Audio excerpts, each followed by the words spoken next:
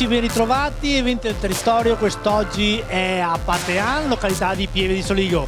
Siamo alla 42esima festa, ai 42esimi festeggiamenti del patrono di San Tiziano e siamo con Loris Bertaston, che è il presidente del comitato festeggiamenti. Loris, una settimana ricca di eventi, si sta concludendo alle nostre spalle, tanta gente, il tempo non ha rovinato la festa. No, sì, infatti una bella affluenza, sempre ogni anno che aumenta.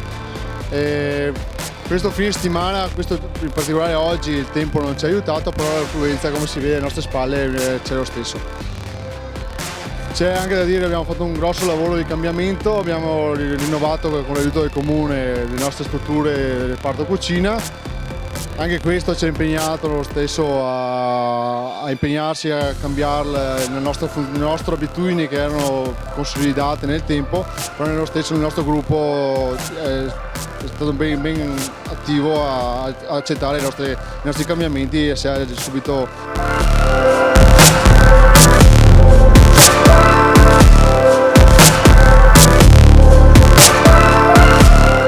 L'amministrazione è sempre vicina a queste manifestazioni e soprattutto perché è un punto in cui tutti quanti ci incontriamo, possiamo avere un attimo di scambio di parole e comunque creare una situazione di convivialità, nel senso di aggregazione. E su questo il Comune punta molto, infatti siamo sempre a sostegno di tutte le manifestazioni della Proloco, piuttosto delle sagre tipo la festa di San Tiziano, e siamo presenti per dare il massimo. Infatti anche quest'anno abbiamo contribuito con delle strutture nuove qui a Patean per rendere possibile un ampliamento sempre maggiore di questa festa, che è veramente eccelsa con tutte le specialità che propone. Assessore, una domanda doverosa dovuta al ricevimento del riconoscimento UNESCO.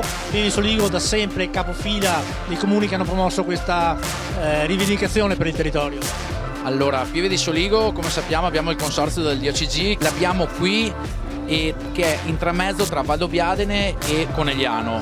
Per noi questa cosa è un punto di eccellenza, puntiamo a riconoscere e a portarlo avanti, e adesso col patrimonio dell'UNESCO abbiamo un motivo in più per produrre una qualità del Valdobbiadene e Conegliano che ci renda eccelsi in tutto il mondo. E come territorio, anche come questo evento, troviamo dei punti di degustazione di questo prodotto.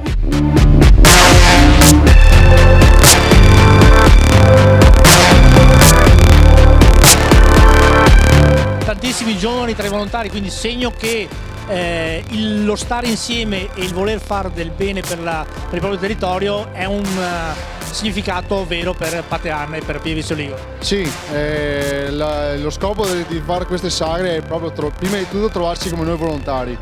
I volontari che alla fine abitiamo anche a 50-100 metri da casa, o chi viene un po' più distante. In queste occasioni ci si trova, ci parla, si lavora, si fa 4 risate e si riesce a comunicare, che mentre durante l'anno magari ci si saluta soltanto passando via in macchina, niente di che non è un costruire un rapporto basato è un appuntamento che tutti quanti vedo all'inizio, basta un messaggio sul telefono e tutti partecipano volentieri. Ho un bel gruppo, invidiato da molti, e sono contento di aver creato questo gruppo che ci dà una mano volentieri, sempre disponibile volentieri. E complimenti Loris, li facciamo anche noi dell'Attena TV, che anche quest'anno hanno accettato volentieri l'invito. Ti lasciamo perché adesso stanno servendo il pranzo, quindi tanti piatti da leccarsi i baffi, e appuntamento al prossimo anno.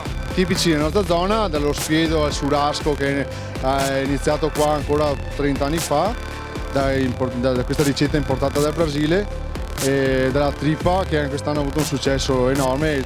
Ieri sera era esaurita, gente quasi un po' è rimasta male perché è finita, ma d'altronde 2,5 quintali e oltre di trippa sono andati via bruciati.